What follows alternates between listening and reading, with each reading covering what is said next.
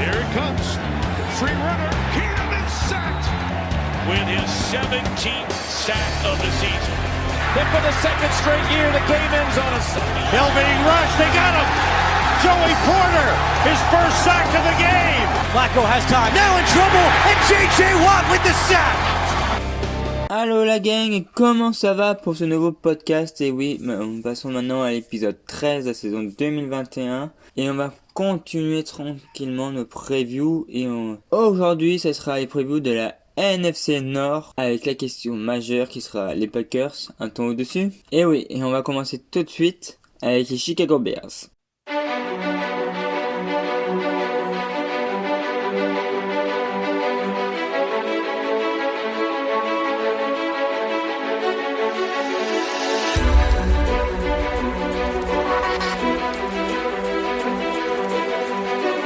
Audio Hub Preview.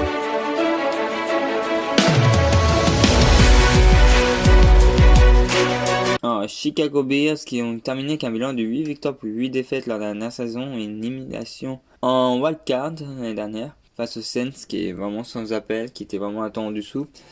Donc voilà, donc ils sont arrivés un peu à la off-season, il fallait déjà Matt Nagy, est-ce qu'on le garde ou pas? Donc c'était pas une grosse interrogation, mais c'est une interrogation qui commence à se poser, dû se poser côté de Chicago. Il a été conservé, donc c'est vraiment intéressant. Mais c'est un peu la dernière chance pour lui, et on va comprendre, je pense, aussi les risques qui étaient pris par la franchise par la suite par rapport à ça, et manœuvres. Donc ça a commencé avec le départ de Mitchell Trubisky qui était devenu un peu un poids pour la franchise, hein, le rookie qui a été drafté très haut pour Chicago, qui a jamais été au niveau et qui a un peu un bust dans l'histoire de la draft dans 2016 je crois. Donc c'est ça, donc libéré de ce QB, fallait en chercher un autre, mais avant ça, on va aller quand même vers la free agency. Ils ont tagué Allen Robinson qui est un très bon receveur qui porte un peu offensivement l'attaque des Chicago quand même, elle est tout seul. Donc c'était vraiment important je pense pour eux de le conserver, ils ont eu raison de le taguer. Après ils ont un an pour convaincre de rester. Ils ont fait beaucoup de restrictions de contrat sinon, avant d'arriver dans la free agency. Bon, c'est un peu le tarif pour toutes les équipes. Ils ont fait beaucoup de contrats courts pour la free agency en récupérant des joueurs comme Chris Godwin, le receveur, Desmond Trufant, le cornerback Andy Dalton. Mais ils n'ont pas perdu de pièces majeures. Donc là, on peut aller directement à la draft. À la draft, ils ont extrêmement pris beaucoup de risques parce qu'ils ont mis 2 choix de draft pour monter, pour aller chercher notamment Justin Fields, le QB, en un très beau trade-up. Hein. Et au second tour, Teven Jenkins, un très bon tackle pour protéger côté aveugle. Donc à partir de là, qu'est-ce qu'on peut espérer de cette équipe qui apparaît pas plus vraiment tant drafté que ça? On peut espérer quand même de belles choses et en tout cas un petit côté renouveau grâce à Justin Fields, pour moi qui est loin d'être un mauvais QB. Après, on sait qu'il va y avoir une concurrence avec Andy Dalton, mais moi je m'inquiète pas trop pour lui. Si Justin Fields est à la hauteur de ce qu'on peut espérer de lui, il doit très rapidement être titulaire de la franchise sans aucun doute. La question après qu'il y aura, ce sera factory, je pense qu'il sera poste de QB, et si c'est Justin Fields, c'est qu'est-ce qu'il peut apporter à court terme en fait, parce que si tout se passe bien, les Bears ont une belle saison et Matt Nagy est conservé. Si ça se passe pas bien ou les sont un peu en difficulté, très clairement le bilan que moi je concède qui serait de 7 victoires 9 défaites, soit aussi les résultats de cette saison pour être aussi le verdict de la mort ou pas de Matt Nagy dans la franchise, parce que il est quand même mis en difficulté, il est quand même vraiment critiquable sur ces dernières saisons. C'est un bon, à chaque fois il a la capacité d'amener cette équipe en playoff, qui fait que ça sauve sa tête, mais il n'y a pas de progression en fait. Depuis 3 ans il n'y a pas de progression, donc c'est ça. Et cette année il y a une petite légère dégression, je suis pas sûr que ça passe côté du front office et qu'il conserve son poste Matt Nagy. C'est pour ça que j'ai beaucoup de mal. Moi je fais 7 victoires pour 9 défaites, parce que pour moi devant il y a deux franchises qui vont être devant. Bon, les Packers et même les Vikings, je les pense au-dessus. Mais comme je l'ai dit, tout va dépendre un peu du niveau de Justin Fields, j'ai l'impression, et que tout repose un peu sur le rookie pour l'avenir du head coach. Parce que Andy Dalton, après c'est vrai qu'il y a le côté Andy Dalton, mais Andy Dalton pour moi c'est peut-être un titulaire dans une franchise en reconstruction, mais je sais pas, je commence à le trouver assez, fatigué mentalement et qui est plus capable d'être titulaire d'une équipe NFL. Donc voilà pour ce que je pouvais dire. Il y a pas eu gros de mouvement côté Bears. Désolé d'être aussi rapide pour les supporters de Chicago, mais c'est vrai que j'ai pas grand chose à dire. C'est Défensivement, ça va être là, c'est juste Matt Nagy en fait. Le facteur X, c'est tellement autour du QB en fait, parce que ce qui manque, c'est vraiment offensivement, c'est une impulsion, même si toute l'attaque. Ils ont quand même un certain effectif, je trouve. Ils ont quand même des bons. Ils ont quand même une bonne ligne offensive. Défensivement, on sait qu'ils vont être là. On sait qu'ils seront dans le top 10, top 15 de la ligue. Il n'y a vraiment qu'un souci, on le sait. De toute façon, depuis plusieurs années, c'est l'histoire de Chicago. Mais c'est offensivement, c'est vraiment Matt Nagy qui est un coach offensif qui fait pas progresser l'équipe. Il a un très bon receveur. Et là, s'il n'y a pas de progression cette année, c'est la mise à mort. C'est obligatoire. Et ce que j'ai envie de dire par là, c'est que si ça progresse, il faut que ça progresse au niveau de taille contenu. Ça n'a pas fait une dernière saison. Ils ont quand même de bons coureurs. La ligne est pas non plus mauvaise. Donc, il y a quoi de travailler. Après, il y avait l'excuse du QB. C'est vrai que Trubisky était vraiment une catastrophe. Rien qu'en mettant Justin Fields, ils vont monter d'un niveau, ça va être autre chose. Et au pire, ça marche pas, ils ont dit Dalton. Donc, il y a quoi de positif, mais après, j'ai toujours un peu négatif cette équipe parce que Matt Nagy, pour moi, s'il y avait des choses à prouver, il l'aurait prouvé avant. Après, on peut encore laisser le doute avec le fait. De toute façon, c'était vraiment son excuse pour qu'il reste. Il a fait péter un peu son dernier disjoncteur. Michel Trubisky, maintenant, le prochain à sauter, c'est lui si ça marche pas. Donc voilà pour cette équipe des Chicago Bears. On peut me passer maintenant au Detroit Lions.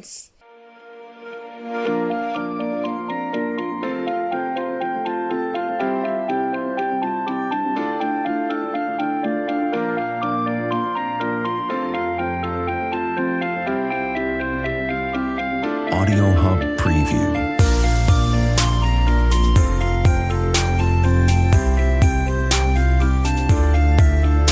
Les Lions. Ils ont encore connu un très mauvais bilan de 5 victoires 11 défaites qui a coûté la place à Matt Patricia. Ça a vraiment été une expérience ratée pour Matt Patricia comme head coach du côté des Lions. Donc on veut passer la page. Donc il prend la porte, il sera remplacé par Dan Campbell, ancien coach de tight end et assistant head coach de Sean Payton du côté chez les Saints. Donc renouvellement du coaching staff. Ça va être accompagné par, on tourne une page de l'histoire de la franchise, Matt Stafford qui est échangé aux Rams contre Jared Goff. Donc un Matthew Stafford qui est un peu dans son prime, qui veut essayer de jouer le titre avec les Rams, qui ne peut pas le donner, cette équipe des Lions.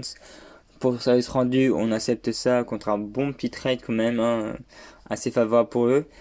Ils prennent un Jared Goff qui est plus jeune, qui pose beaucoup de questions encore, mais qui est encore jeune, donc il peut encore progresser, qui est surtout irrégulier à mes yeux, parce qu'il a des très bonnes capacités, il est capable de faire des passes des fois incroyables, et il y a des moments il fait vraiment n'importe quoi, c'est vraiment une irrégularité je trouve. Donc ça peut se corriger comme il peut ne pas le corriger, donc ça va poser question ça dans la suite. L'objectif du nouveau coach a clairement été mis sur les tranchées. Pendant toute l'intersaison ça a été ça. Donc déjà il y a eu la prolongation de Romeo Okwara, le defensive end. Michael Brokers, defensive tackle venant des Rams, est arrivé aussi. Pour la free agency, c'est plus des contrats courts et un peu pas vraiment intéressant d'en citer là sincèrement. Mais surtout à la draft qu'il faut y aller avec Penny Sewell qui arrive, le left tackle. Après la suite, c'est encore 2 defensive tackles qui est pris avec Alim McNeil et Levi Omuyoriki. Là, les jeunes draft, ils vont plutôt aller chercher des postes comme linebacker, receveur et cornerback pour compléter un peu l'effectif. Mais bon, ce qu'il faut retenir pour cette équipe, du coup, c'est que il y avait une grosse faiblesse sur les lignes, et c'est là qu'on renforce. Ce qui est vraiment important dans le football moderne, moi je le conçois. Après les facteurs X, ça sera sans doute un coup sûr Jared Goff, parce que Jared Goff, c'est lui qui doit porter l'équipe. Alors, il n'y a rien autour de lui, par contre, offensivement, c'est vrai que c'est un peu le désert, mais il va falloir qu'il fasse avec ce qu'il y a. Ça va être un des plus expérimentés dans une franchise qui est en reconstruction. Il doit être plus régulier, donc cette année, il peut savoir vraiment une saison test pour lui. Et c'est aussi à lui de prouver que les Rams ont eu le temps de l'échanger et que nous, le public et les observateurs, nous avons le temps de penser que c'est un QB moyen. Moi, je suis sûr qu'il n'est pas si mauvais que ça, mais qu'il manque quelque chose. Donc c'est ça. Après, il faudra qu'il soit bien entouré. Et c'est qu'il n'est pas forcément trop le cas l'année prochaine. En tout cas, ce sera mon facteur X, parce que ça va dicter un peu les performances de l'équipe. Donc pour moi, les performances de l'équipe devraient être quand même basses l'année prochaine parce que c'est une équipe en reconstruction. Donc je vois bien un bilan de 4 victoires pour 13 défaites pour la première saison de Sodan Campbell. Mais bon, comme j'aime beaucoup dire, quand c'est comme ça, surtout à l'écrit, je le dis beaucoup. Pour les équipes en reconstruction, je préfère regarder le contenu au résultat. Le résultat, ça vient grâce au contenu. En sachant que je trouve que quand même au football, ça se suit pas mal. Ça se voit bien de toute façon avec Miami. Ils ont très vite eu un très bon contenu côté Miami. Très vite, il y a eu le résultat derrière. Donc voilà ce qu'on pouvait dire pour cette équipe qui devrait être derrière la division lors de la prochaine saison. Donc on va continuer avec la troisième franchise, pas n'importe laquelle, les Green Bay Packers.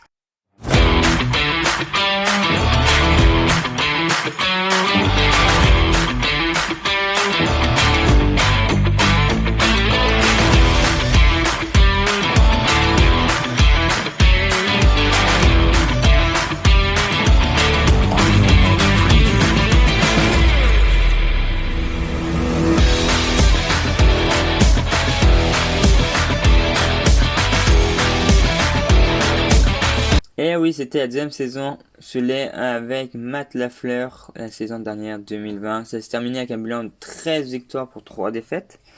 Et une défaite en finale de conférence à ce Tampa Bay Buccaneers. Donc après cela, cette franchise, après une nouvelle déception en finale de conférence, une nouvelle faille du coach, mais aussi un peu du QB quand même.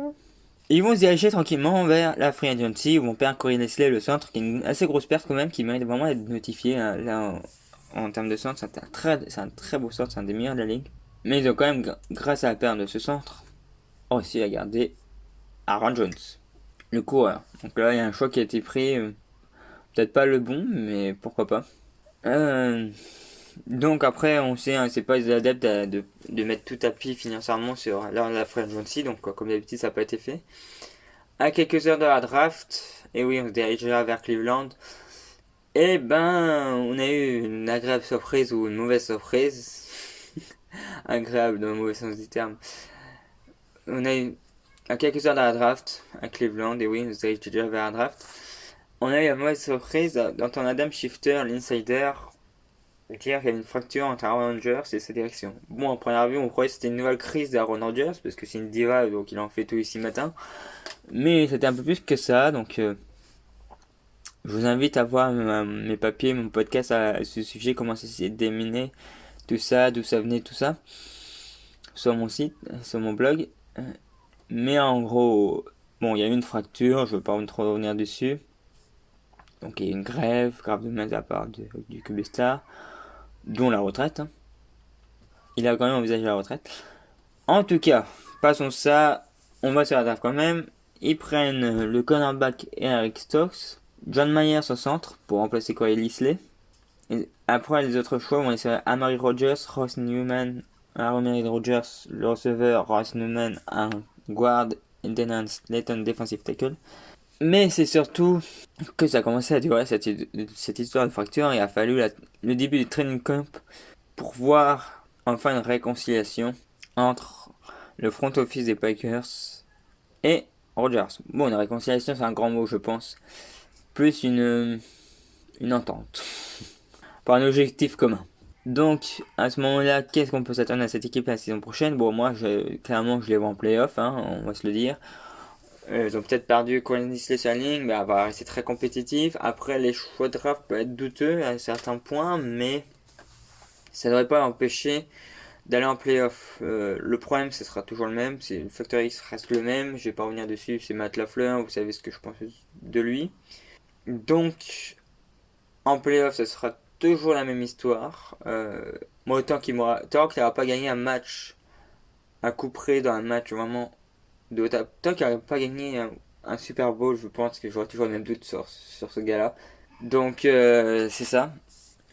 Donc, un bilan de 12 victoires pour 5 défaites.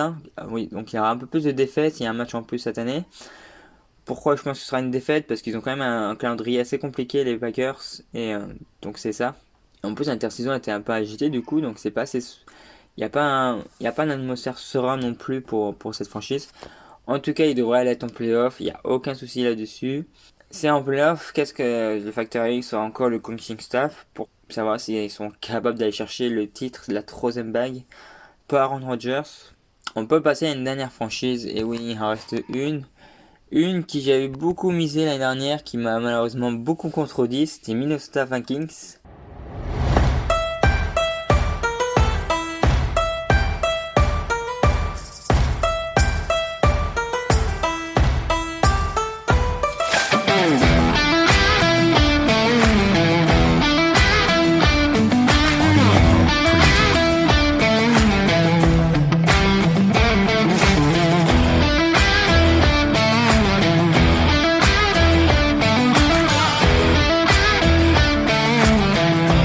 Les Vikings qui ont terminé avec un bilan de 7 victoires pour 9 défaites. Et surtout qu'ils ont vu quand même, au moment que l'attaque fonctionnait bien, leur défense moins fonctionnait, qui était un peu dans une phase de reconstruction quand même, on le savait plus ou moins. Mais ça a fait quand même plonger cette équipe dans les non-playoffables alors que l'attaque était enfin présente. Donc, il y avait deux faiblesses bien désignées pour cette équipe, c'était la défense et l'offensive line, parce que la defensive line était quand même beaucoup sous pression et en difficulté malgré des très bons coureurs et que Kirk Cousins fasse un très bon travail. Donc ils ont commencé par nettoyer les salaires toxiques avec Kyle Rudolph et Riley Reiff, le left tackle. Toxiques, qui étaient peut-être plus aussi performants par rapport à leur salaire. Hein. Et du coup ils vont prendre un tackle à French aussi avec David Tomlinson. Mais surtout le cornerback Patrick Peterson qui va vraiment aider cette équipe, qui va être vraiment le chef de cette escouade de cornerback, qui sera vraiment performant. Il a 30 ans, il est dans son prime, dans la fin de son prime. Donc quoi qu'il est peut-être à la fin de son prime parce que c'est un cornerback, donc ça arrive un peu plus vite pour les cornerbacks, mais qui a encore des très beaux restes et qui devrait vraiment aider cette équipe. Après on va aller vers les repêchages. Ils ont fait un repêchage vraiment intéressant, notamment les 2 premiers jours. J'ai beaucoup aimé avec Christian Darrisaw le premier jour, qui va vraiment renforcer cette ligne. Il y a White Davis qui arrive en guard aussi, qui va être vraiment très très intéressant. Donc là la ligne offensive a vraiment été renforcée. Après, ils vont aller sur Kellen Moore en backup de Kirk Cousins, qui est quand même vieillissant. Et du coup, pour le remplacer à terme. Chase Surratt et Patrick Jones, deuxième du nom, en inside linebacker, en defensive end. Donc, vont aussi renforcer cette équipe. Donc là, est-ce qu'on peut le dire pour cette équipe, c'est que la défense a été renforcée, la ligne offensive a été renforcée. Donc, il y a eu vraiment, on a bien ciblé les failles et qu'il y a vraiment une idéologie sportive derrière. Moi, grâce à cela, je crois en une petite victoire pour cette défaite pour cette équipe. Et dans un calendrier plutôt favorable en début de saison, et du coup par rapport à la saison passée où c'était passé un peu à côté, ils doivent absolument gagner pour avoir une spirale positive. Mais le facteur X, ce sera forcément la défense. Parce que il faudra une meilleure défense. Parce que l'année dernière, on critique beaucoup Kirk Cousins, je trouve très durement. Je trouve les observateurs est beaucoup critiqué par les gens, Kirk Cousins, alors que l'année dernière, il a été très productif, Kirk Cousins. Il était très productif, il n'avait pas de ligne. Bon, il y avait Dalvin Cook. C'est surtout qu'il n'y avait pas de défense, c'est pour ça qu'ils ont perdu. Et c'est retombé sur lui, je n'ai pas compris pourquoi. Parce que je pense qu'il y a l'image un peu de la défensive des Vikings, mais sauf que elle a été mauvaise la défense de Max Zimmer l'année dernière, alors c'est sa spécialité, mais elle a été en reconstruction aussi, comme je l'ai dit. Et avec les petits ajouts qu'ils ont fait, notamment, je pense, Patrick Peterson en cornerback, surtout en défense aérienne, ils avaient beaucoup de difficultés. C'est peut-être le joueur qui va permettre de donner le lead à cette défense contre la passe et qu'elle soit beaucoup plus solide. Après, il y en a d'autres, chez Surratt pour être très intéressant, tout ça, mais c'est des petits ajouts comme ça. Et en plus, ils ont aussi rajouté sur la ligne défensive, donc mettre un peu plus de pression. Donc, moi, je trouve ça très intéressant. Et c'est vrai, il sera un facteur X. Ça passera par là. S'il y a une meilleure défense, cette équipe, elle sera playoffable. Et moi, personnellement, je pense que la défense, ça peut être que meilleure parce qu'elle a été jeune l'année dernière, elle était en construction. Là, après un an, c'est Max Zimmer quand même en coach, qui commençait à trouver, je crois, des solutions en fin de saison dernière quand même, en défense, qui était quand même en progression. Donc, ce sera pour moi cette saison le facteur X. Et ça passera forcément par là. Parce qu'offensivement, on devrait encore être bien cette année. Je vois pas pourquoi Kirk Cousins ferait pas une saison aussi bonne que l'année dernière, surtout qu'il y a une meilleure ligne, il y a encore Dalvin Cook. Donc, enthousiaste de voir cette équipe des Vikings. Bon, j'ai été l'année dernière, je m'étais trompé, mais j'espère être un peu plus lucide cette année que l'année dernière et espérer de grandes choses pour cette franchise. En tout cas, Vous l'avez bien compris, c'est une division encore de fait, on l'a fini, ça FC Nord, ça passe tellement vite, on va être bientôt à la moitié, la fin de semaine, on a fait la moitié des divisions en preview, donc ça veut dire, si on a fait la moitié, il restera plus que 2 semaines avant le début de la saison régulière. Alors oui, pour l'instant, je n'ai pas encore, à l'heure actuelle, regardé de match de la pré-saison. Comme vous le savez, je donne très peu d'importance à la pré-saison.